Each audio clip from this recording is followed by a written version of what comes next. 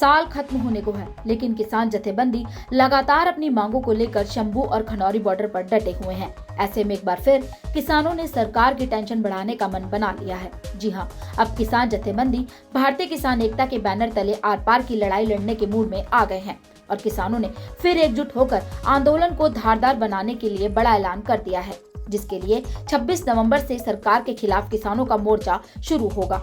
दरअसल भारतीय किसान एकता की शनिवार को सिरसा में किसान नेता लखविंदर सिंह औलख की अध्यक्षता में एक अहम बैठक हुई थी, जिसमें पंजाब के बठिंडा में भगवंत मान सरकार द्वारा किसानों पर हुए लाठीचार्ज की कड़े शब्दों में निंदा की गई। मीटिंग में तय हुआ है कि हरियाणा, पंजाब समेत राजस्थान, हिमाचल और यूपी से बड़ी संख्या में किसान और मजदूर खनौरी मोर्चे पर पहुंचेंगे। इसके अलावा अपनी मांगे मनवाने के लिए संगठन के सीनियर किसान नेता जगजीत सिंह डल्लेवाल 26 नवंबर से आमरण अनशन पर बैठेंगे।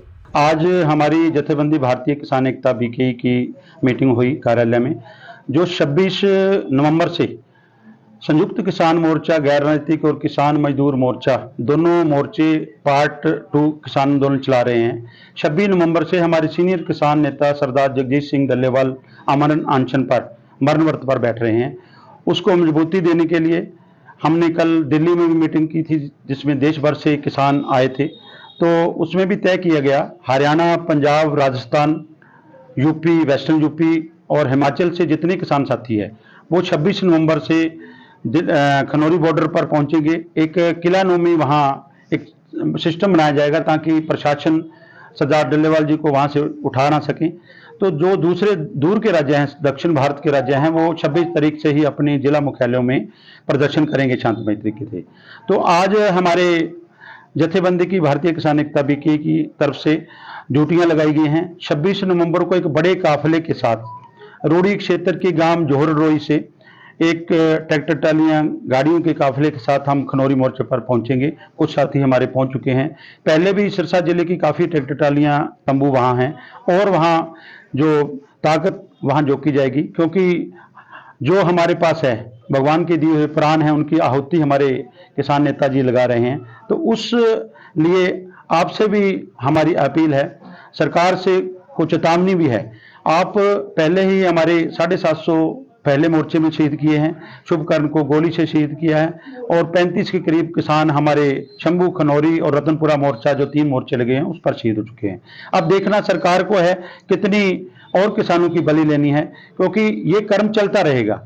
हमने दोनों मोर्चों ने ये फैसला किया है, अगर सरदार जगजीत सिंह डल्लेवाल जी अमरण अनशन पर बैठे हैं, उनकी प्राण त्यागने तक सरकार हमारी मानी हुई मांगों को लागू नहीं करती है, उनके प्राण चले जाते हैं, तो उनका पार्थिव शरीर मोर्चे पर रखा जाएगा, उनका अंतिम संस्कार नहीं किया जाएगा। उससे अगले जो है पंजाब से ही जो हैं सुखजीत सिंह हरदो झंडे, वो बैठेंगे। ऐसे कर्म हमारा चलता रहेगा शहीदियों का।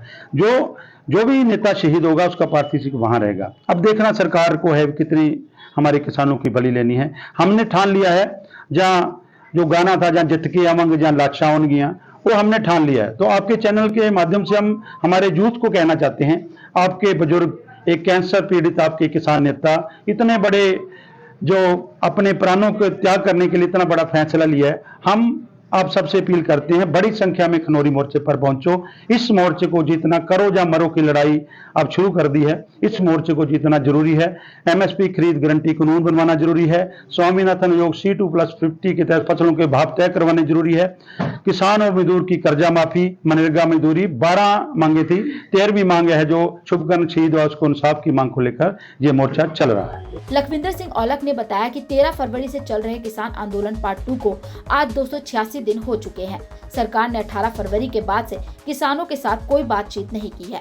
इसके अलावा सरकार द्वारा मानी हुई मांगों में किए हुए वादों को पूरा करवाने के लिए किसान शंभू, खनौरी और रत्नापुर बॉर्डर पर धरनारत है। ऐसे में एसकेएम और केकेएम द्वारा बड़ा फैसला लेते हुए ऐलान किया गया है कि संगठन के सीनियर नेता डल्लेवाल आमरण अनशन पर बैठेंगे। औलख ने चेतावनी देते हुए कहा है कि अगर सरकार की हठ धर्मता के चलते जगजीत सिंह डल्लेवाल अपने प्राण त्याग देते हैं तो उनका पार्थिव शरीर खनौरी बॉर्डर पर ही रखा जाएगा। उसके बाद दूसरे किसान नेता सुरजीत सिंह आमरण अनशन पर बैठेंगे। यही कड़ी ऐसे ही चलती रहेगी जब तक सरकार उनकी मांगे लागू नहीं करती। सिरसा से सतनाम सिंह, पंजाब केसरी टीवी। हमसे जुड़े रहने के लिए हमारे YouTube चैनल को सब्सक्राइब करें और नई वीडियो की नोटिफिकेशन के लिए बेल आइकॉन को दबाएं। अगर आप ये वीडियो Facebook पर देख रहे हैं तो लाइक जरूर करें और ज्यादा से ज्यादा शेयर करें। धन्यवाद।